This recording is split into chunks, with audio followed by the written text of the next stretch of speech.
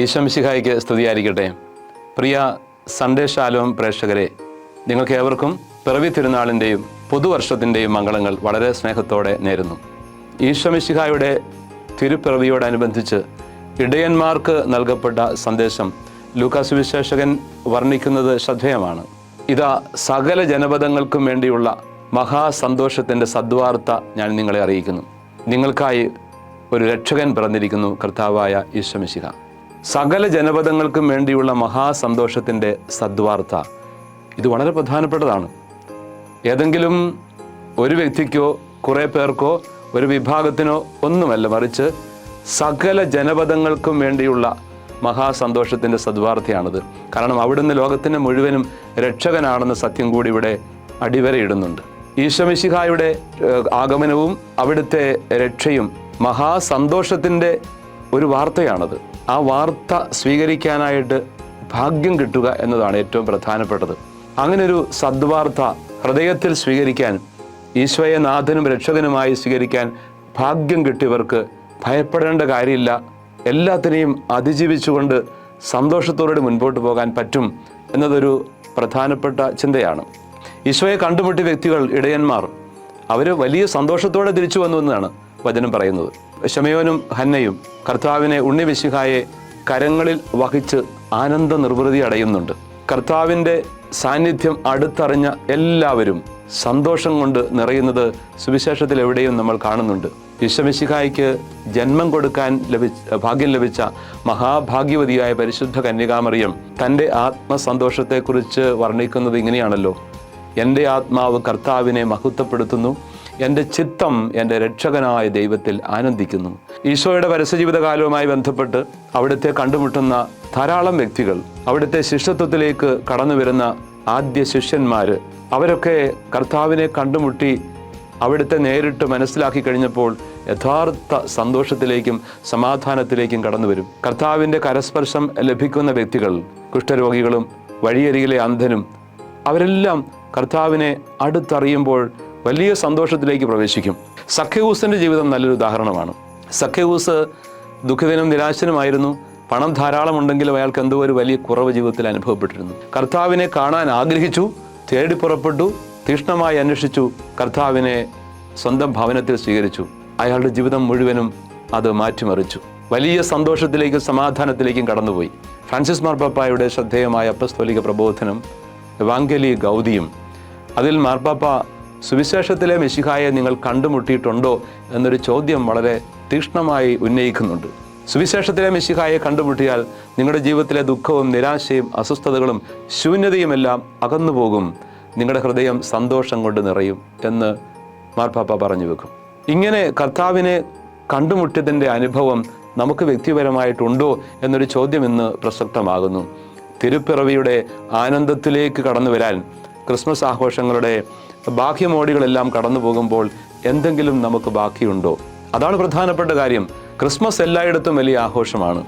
അത് ലോകമെമ്പാടുമുള്ള ആഘോഷമാണ്. വേണ്ടത്ര വിശ്വാസമോ മിശിഹായിലുള്ള ഒരു യഥാർത്ഥമായ ഒരു സമർപ്പണമോ കർത്താവിനെ കണ്ടുമുട്ടാനുള്ള ആഗ്രഹമോ ഒന്നുമില്ലാതെ തന്നെ കേവലം ഭൗതികമായ പ്രകാശ പെരുമകളും വർണ്ണാഭമായ ആഘോഷങ്ങളും എല്ലാം നിറയുന്ന ക്രിസ്മസ് എല്ലായിടത്തുമുള്ള ഒരു ആഘോഷം. പക്ഷേ അതിനകത്ത് യഥാർത്ഥത്തിലുള്ള മിശിഹായുടെ ചൈതന്യം അത് കണ്ടുമുട്ടാൻ നമുക്ക് പറ്റുന്നുണ്ടോ എന്നത് പ്രധാനപ്പെട്ടതാണ്. യഥാർത്ഥ സന്തോഷത്തിൻ്റെ ഉറവിടമറിയാതെ ആനന്ദം തിരയുന്ന ആളുകൾ ലോകത്തിലേറി വരുന്നു. ഭൗതികതയിൽ അഭിരമിച്ചുകൊണ്ട് അവിടെയാണ് ജീവിതത്തിൻ്റെ അർത്ഥവും ആനന്ദവും എന്ന് തെറ്റിദ്ധരിച്ചുകൊണ്ട് ആ വഴിക്കൊക്കെ ആളുകൾ ഇടറിപ്പോകുന്നുണ്ട്. മദ്യത്തിലകപ്പെട്ടുകൊണ്ട് ക്ഷണിക സുഖ സന്തോഷങ്ങളിൽ മുഴുകി അവിടെ അർത്ഥം കണ്ടെത്താമെന്ന് വ്യാമോഹിക്കുന്നവർ വലിയ അപകടങ്ങളിൽ പെട്ടുപോകുന്നു. ജീവിതം തന്നെ താറുമാറാകുന്നു, കുടുംബങ്ങൾ നശിക്കുന്നു. പണമാണ് എല്ലാത്തിൻ്റെയും അടിസ്ഥാനമെന്ന് ചിന്തിച്ചുകൊണ്ട് ധനാസക്തിയിൽ മുഴുകി അതിനകത്ത് അകപ്പെട്ടു പോകുന്നവർ വല്ലാത്ത അപകടങ്ങളിലേക്ക് പോയി നിരാശരായി മാറുന്ന എത്രയോ അനുഭവങ്ങൾ. മറ്റെന്തെങ്കിലും അധികാരമാണ് എല്ലാത്തിൻ്റെയും ഉറവിടമെന്ന് ചിന്തിച്ചുകൊണ്ട് അവിടെ ആണ് സന്തോഷം കുടികൊള്ളുന്നത് എന്ന് തെറ്റിദ്ധരിച്ചുകൊണ്ട് അധികാരത്തിന് വേണ്ടി വടംവലി നടത്തുകയും അതിനുവേണ്ടി ഏത് മാർഗവും ഉപയോഗിക്കുകയും ചെയ്യുന്ന സാഹചര്യത്തിൽ അകപ്പെട്ടു പോകുന്നവരും തകരുന്നവരും അങ്ങനെ ധാരാളമുണ്ട്. ലോകത്തിൻ്റെ വളരെ ഭൗതിക മാത്രമായ വശ്യതകളിൽ അകപ്പെട്ടുകൊണ്ട് സന്തോഷം തേടുന്നവരാണെങ്കിലും അല്ലെ സുഖം തേടുന്നവരാണെങ്കിലും അവരെല്ലാം നിരാശരായി മാറും. ആത്യന്തികമായിട്ട് എങ്ങും എത്തുന്നില്ല. അതുകൊണ്ട് തന്നെ യഥാർത്ഥ ആനന്ദത്തിൻ്റെ ഉറവിടം ദൈവമാണെന്ന് സത്യം തിരിച്ചറിഞ്ഞ്, യഥാർത്ഥ സന്തോഷത്തിൻ്റെ ഉറവിടം ഈശോമിശിഹായിലാണെന്ന് സത്യം തിരിച്ചറിഞ്ഞുകൊണ്ട് ആ വഴിക്ക് അന്വേഷണം വേണ്ട വിധം മുൻപോട്ട് നയിക്കുവാൻ നമുക്ക് കഴിയണം. അതാണ് ഈ പിറവി തിരുനാളിൻ്റെ ഒരു പ്രധാനപ്പെട്ട സന്ദേശമെന്ന് നമുക്ക് ഓർത്തെടുക്കാം. ഈശോമിശിഹായെ നമ്മൾ ഇന്ന് എവിടെയാണ് അന്വേഷിക്കേണ്ടത്? കർത്താവിനെ തിരയേണ്ടത് അവിടുത്തെ സഭയിലാണ്. കാരണം സഭയ്ക്കാണ് ദൈവത്തിൻ്റെ വചനം നൽകപ്പെട്ടിരിക്കുന്നത്. സഭയിലൂടെയാണ് അവിടുന്ന് ഇന്ന് ജീവിക്കുന്നത്. ഇന്ന് അവിടുത്തെ ആത്മാവ് നമ്മെ നയിക്കുന്നത്.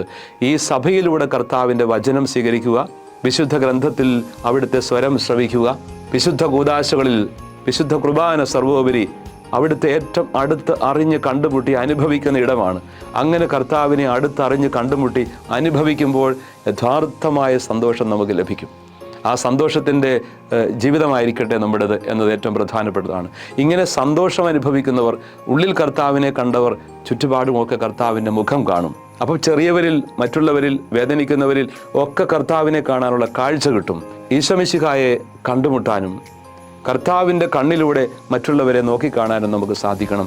ലൂമൻ ഫിദൈ ഫ്രാൻസിസ് മാർപ്പാപ്പായുടെ ശ്രദ്ധേയമായ ഒരു ചാക്രിക ലേഖനമാണ്. അതിൻ്റെ 18-ാമത്തെ നമ്പറിൽ പരിശുദ്ധ പിതാവ് പറയും, ഈശോമിശിഹായെ നോക്കിക്കാണുക എന്നത് മാത്രമല്ല വിശ്വാസം, മറിച്ച് കർത്താവിൻ്റെ കണ്ണിലൂടെ എല്ലാവരെയും എല്ലാത്തിനെയും കാണാൻ പറ്റുക എന്നതാണ് വിശ്വാസം. ഈശോമിശിഹായിലുള്ള വിശ്വാസം അർത്ഥപൂർണമാകുന്നത് കർത്താവിൻ്റെ കണ്ണിലൂടെ നമ്മുടെ പരിസരങ്ങളെ, വേദനിക്കുന്നവരെ, ബുദ്ധിമുട്ടുന്നവരെ നോക്കിക്കാണാൻ കാഴ്ച ഉണ്ടാവുക എന്നതാണ്. ആ ഒരു കാഴ്ചയിലേക്ക് പ്രവേശിക്കാൻ നമുക്ക് കഴിയട്ടെ. ഈ പിറവി തിരുനാൾ യഥാർത്ഥ കണ്ടുമുട്ടലിൻ്റെയും കാഴ്ചയുടെയും അനുഭവമായി മാറട്ടെ എന്ന് ആത്മാർത്ഥമായിട്ട് ആശംസിക്കുന്നു. വേദനിക്കുന്നവരിലേക്ക്, ബുദ്ധിമുട്ടുന്നവരിലേക്ക് ഒക്കെ കടന്നു ചെന്നുകൊണ്ട് അവർക്ക് കാവലും കരുതലുമാകാൻ നമുക്ക് ആത്മാർത്ഥമായിട്ട് ശ്രമിക്കാം. ഒരിക്കൽ കൂടി സൺഡേ ഷാലോമിൻ്റെ എല്ലാ പ്രേക്ഷകർക്കും ക്രിസ്മസിൻ്റെയും പുതുവത്സരത്തിൻ്റെയും മംഗളങ്ങൾ സ്നേഹത്തോടെ നേരുന്നു. ദൈവം എല്ലാവരെയും ധാരാളമായി അനുഗ്രഹിക്കട്ടെ.